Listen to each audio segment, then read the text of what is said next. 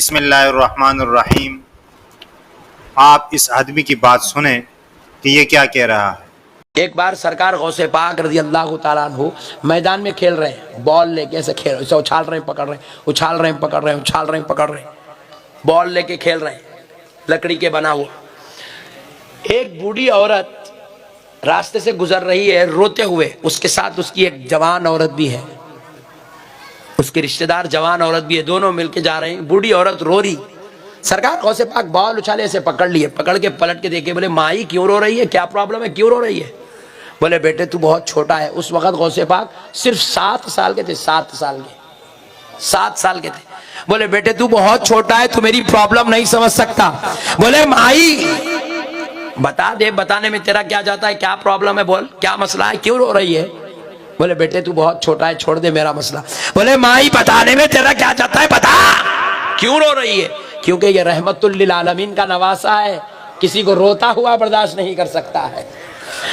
یہاں پر دیکھے غوث پاک کو پتہ نہیں ہے کہ اس عورت کے ساتھ یہ دوسری عورت کون ہے، اور یہ بھی معلوم نہیں ہے کہ وہ کیوں رو رہی ہے۔ یہ تو سامنے ہے نا، سامنے عورت ہے، اس کے بارے میں معلوم نہیں ہے۔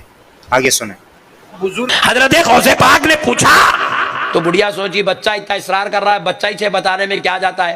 تو بڑھیا کہنے لگی بیٹا یہ جو خاتون میرے ساتھ ہے نا، یہ میری بہو ہے، اس کی شادی میرے بیٹے سے ہوئی، کئی زمانہ گزر گیا، اس کو اب تک اولاد نہیں ہوئی، میں حکیموں طبیبوں کے پاس بتاتے بتاتے تھک گئی، کہیں علاج نہیں ہو رہا ہے، اولاد نہیں ہو رہی ہے، تو فلاں بزرگ کی بارگاہ میں گئی تھی، وہ بہت بڑے اللہ کے ولی ہیں، انہوں نے جب میں ان کے پاس گئی، انہوں نے مراقبہ کیا اور کر کے کہا، لوح محفوظ پڑھ کے کہا کہ اس کی مقدر میں کوئی اولاد لکھی ہوئی نہیں ہے، اب میں کبھی دادی نہیں بن سکوں گی، اس لیے رو رہی ہوں۔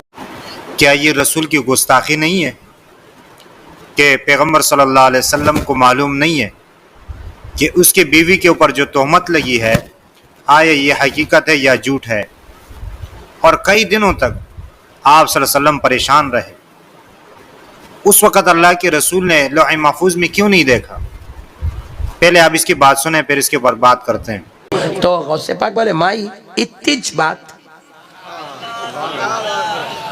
بات کیا لیے رو رہی ہے؟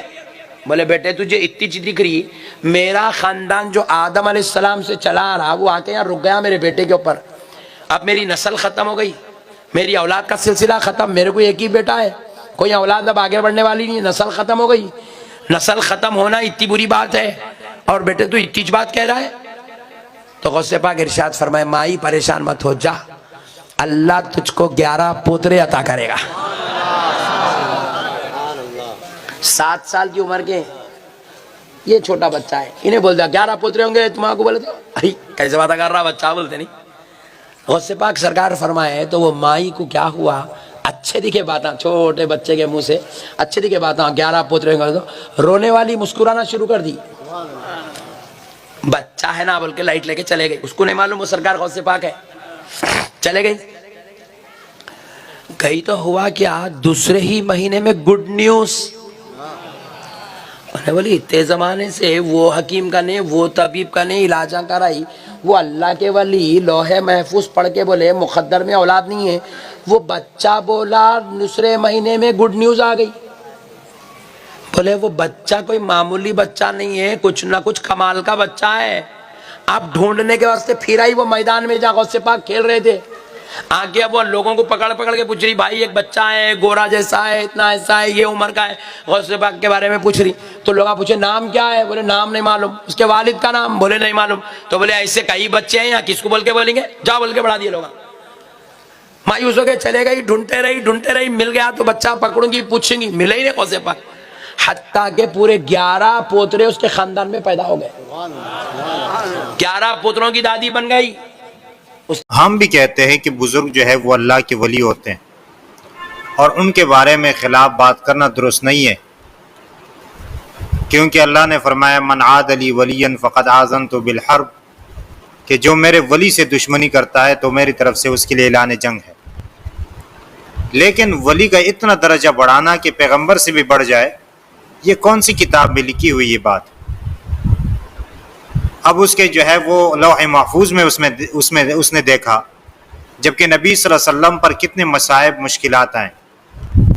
راستے میں آپ صلی اللہ علیہ وسلم کی والدہ فوت ہو رہی ہے، اس کو یہ معلوم نہیں ہے کہ لوح محفوظ میں یہ لکھا ہوا ہے.